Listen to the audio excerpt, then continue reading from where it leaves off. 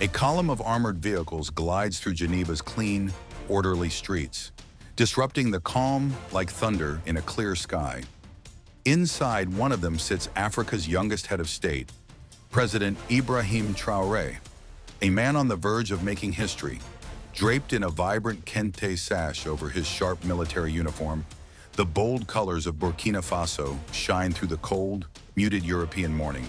Through the bulletproof glass, he watches protesters line the streets, signs demanding Africa Rising and calling for an end to neo-colonialism sway in the air, their chants bouncing off the stone buildings of a city that has hosted global power for centuries. His security team keeps tight formation, calm and disciplined. But Traoré's thoughts are racing. He knows the next 2 days won't be about handshakes and speeches. They'll be about power, where it sits, who it serves, and whether it can be challenged. In this arena, words are weapons, and ceremony is often a mask for control. Inside the heavily guarded halls of the World Economic Forum, world leaders stroll past towering portraits of men who once carved the world into empires.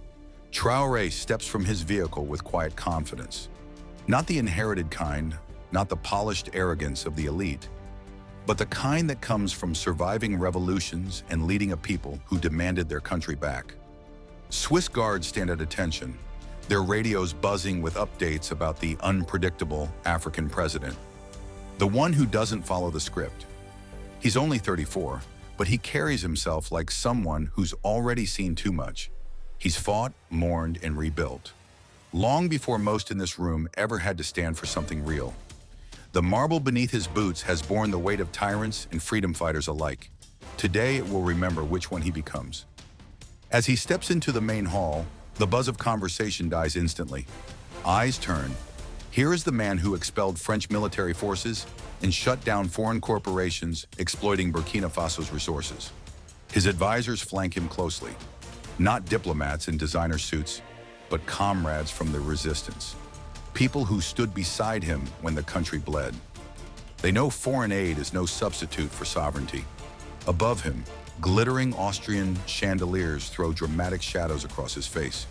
A face carved by years of responsibility, by sleepless nights planning how to take back what belonged to his people. Some African leaders offer him respectful nods. A few look uneasy, wondering what his presence might inspire in their own people.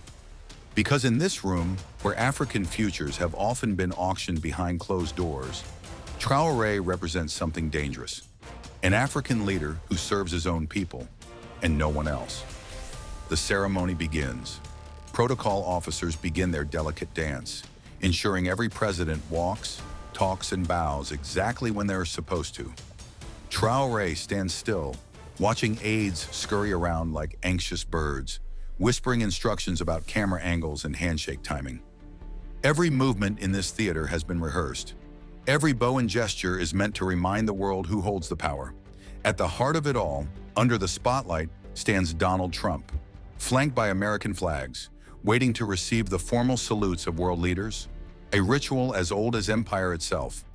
Traoré watches as African presidents begin their approach, one after another. Heads bowed, salutes offered, cameras flashing. The scene is orchestrated with precision, like a modern-day colonial pageant. Each moment captured, edited, and broadcast to reinforce a narrative of submission and dependency. Swiss guards remain alert, their eyes darting toward Traoré. They sense it. Something is different this time. Then the moment comes. According to the agenda, President Ibrahim Traoré is to step forward, salute, shake hands, and step back. It's a carefully timed sequence meant to reinforce order, their order. Other African presidents glance at him nervously. They've done their parts. Their suits can't hide their discomfort. They know this isn't respect, it's ritualized surrender. Trump waits, ready to add another check mark to the list of salutes. Cameras zoom in, expecting routine. But Traoré steps forward differently. His pace is calm, his presence magnetic. Every step echoes louder than the last. He walks like a soldier, not a showman, like someone who's seen bullets, not ballots. His team watches closely. They know what's about to happen. The room feels charged, like a storm is about to break. World leaders sit up straighter. Even the Swiss guards begin to fidget. This wasn't in the plan. When Traoré reaches the designated spot, he stops. He doesn't raise his hand. He doesn't salute. His arms stay at his sides. The silence hits hard, thick, tense, unrelenting. He locks eyes with Trump, and in that moment makes his decision known. He will not perform this ritual. He will not bow. Cameras snap wildly. Confused whispers ripple through the hall. Trump's face changes. The smug smile fades, replaced by irritation. The Swiss organizers fumble through manuals that don't contain instructions for this kind of defiance. Some leaders gape in disbelief. Others, silently, are in awe. Traoré speaks. His voice is calm but firm, loud enough to cut through the silence like thunder. I only salute the flag of Burkina Faso and the dignity of my people. Gasps ripple through the hall. The translator hesitates, then scrambles to deliver the line in every language, her voice quivering. Some delegates frown, others panic. The illusion of African obedience is collapsing before their eyes. Security personnel shift in place. They don't know whether to intervene or stay still. Around the world, newsrooms light up. Social media erupts. Millions witness the moment a president refused to perform submission. The ceremony falls apart.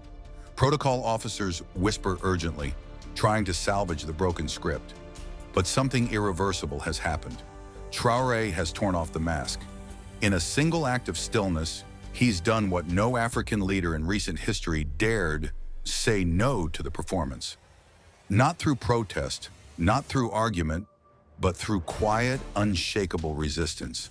The hall sits in stunned silence. It stretches on, heavy with meaning. Everyone knows this wasn't just about a missed salute. This was about everything. About empire, about control, about the quiet chains that have bound Africa long after the flags changed. And in that silence, Traoré remembers a faded photo on his office wall. His grandfather, forced to stand beside the same colonial powers that stole their land and pride. That image has haunted him for years. This moment is for him. This isn't about ego. It's not political theater. It's about ending a cycle, a long, humiliating chain of submission disguised as diplomacy. A cycle that began when the continent was carved up and continued when its leaders were trained to smile and bow. Now it stops. He doesn't flinch, doesn't move. His message is clear. Africa will no longer ask permission to stand tall. The room may recover its order. The cameras may move on, but nothing will ever be quite the same again. Because in that quiet act of rebellion, the world saw something powerful. The beginning of Africa standing up not just for land or gold, but for dignity itself. His grandfather's eyes, frozen forever in a worn old photograph, seemed to look out from the past into the present, finally witnessing a moment they could only dream of. An African leader standing tall, choosing dignity over diplomacy. As the Grand Hall fades from Traoré's awareness, his mind drifts back to a promise made at his grandfather's grave, that never again would Africans lower their heads in submission. This moment, however symbolic, carries deeper meaning. It's about more than just personal pride or national honor. It's about exposing the system behind global diplomacy, a system that has long masked psychological manipulation as polite protocol. The West's control over Africa hasn't just come through armies or deals. It's been built on the illusion of inferiority, sold to Africans through rituals of obedience disguised as formality. Traoré sees what many have forgotten. Every bow, every salute, every handshake performed on someone else's terms keeps Africans mentally chained, reinforcing the lie that their independence is conditional. His intelligence teams have tracked how photos of African leaders saluting Western presidents are carefully circulated, used to push a narrative that keeps African people believing they are somehow lesser, always needing validation from the outside. And after every stage ceremony comes the same outcome: loans from the World Bank with strings attached, deals that trap African countries in endless debt while their resources continue to flow overseas. The leaders become little more than managers for foreign interests, collecting profits for others while their people live in poverty. By refusing to salute, Traoré isn't breaking protocol. He's launching a rebellion against a system that's kept Africa stuck in place. The quiet that follows isn't just shock. It's the sound of a system realizing that one of its most powerful tools, the illusion of African submission, has just been shattered. But the real reason behind his decision runs even deeper. Across Burkina Faso, children are glued to television screens, watching their president stand firm, unshaken.